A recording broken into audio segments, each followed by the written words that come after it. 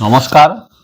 আজি মই মোৰ বাৰ্তা শিতানত missile man of doctor APJ Abdul Kalam আৰু তেওঁৰ আত্মকথাৰ কাহিনী এটা ক'বলৈ লৈছোঁ।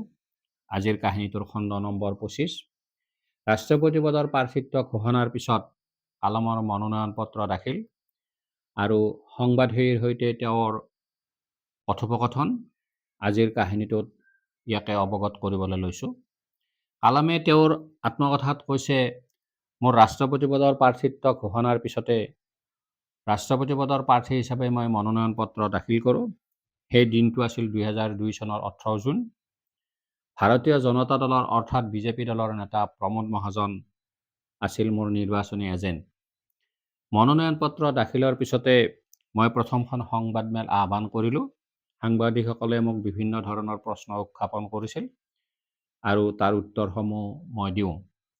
এনেধৰণৰ প্ৰশ্নসমূহৰ ভিতৰত সাম্প্ৰদায়িক সংঘৰ্ষই বেয়াকৈ জোকাৰি যোৱা গুজৰাট কাণ্ড, অযোধ্যা কাণ্ড, ৰাম জন্মভূমি, বাবৰি মছজিদ প্ৰসংগ ইত্যাদি।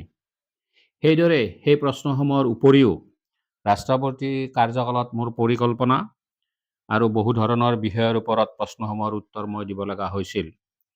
লগতে পৰমাণু পৰীক্ষাৰ ওপৰতো মই তেওঁলোকৰ প্ৰশ্নৰ উত্তৰ দিব লগা হয়।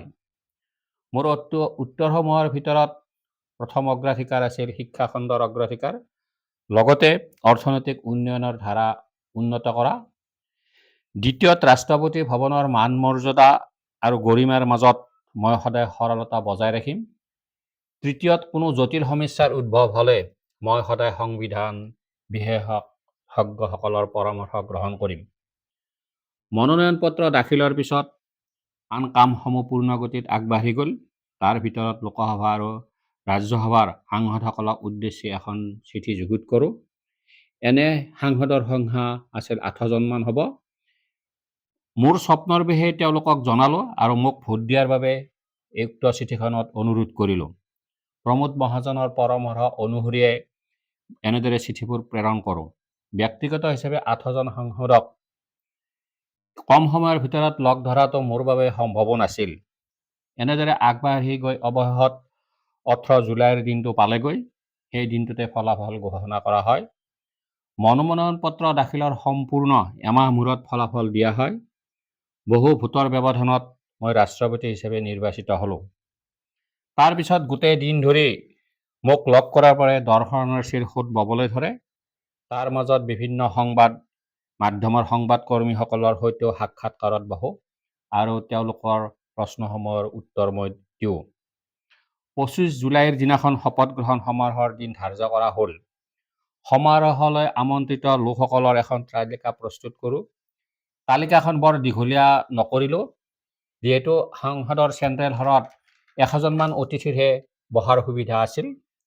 মোৰ নিজৰ পৰিয়ালৰ মানুহে 37 জন হয়গৈ। নিমন্ত্ৰিত তালিকাত 100জনৰো অধিক শিশুক বিশেষভাৱে আমন্ত্ৰণ কৰা হয় আৰু শিশুসকলৰ বহাৰ বাবে সুকীয়া আসনৰো ব্যৱস্থা কৰা হয়। নিমন্ত্ৰিত অতিথিসকলৰ ভিতৰত প্ৰফেচৰ চিন্নাদুৰাই, প্ৰফেচৰ KV পাণ্ডালাই, ৰামেশ্বৰম মন্দিৰৰ মুখ্য পুৰোহিত P ভেংকট সুব্ৰমণিয়াম স্বামী, ৰামেশ্বৰম মছজিদৰ ইমাম নুৰুল হুদা, ৰামেশ্বৰম গীৰ্জাৰ যাজক ৰেভাৰেণ্ড AG লিওনাৰ্ড, অৰবিন্দ নেত্ৰ প্ৰতিষ্ঠানৰ জন্মদাতা ডাক্তৰ G ভেংকট স্বামী আদি লোকসকল আছিল অন্যতম। নিমন্ত্ৰিত আটাইসকল সমাৰোহলৈ আছিল। মোৰ বাবে কি যে সেয়া আনন্দৰ দিন আছিল মই বুজাব নোৱাৰোঁ। দেশ গঢ়াৰ স্বপ্নলৈ মই আগবাঢ়োঁ।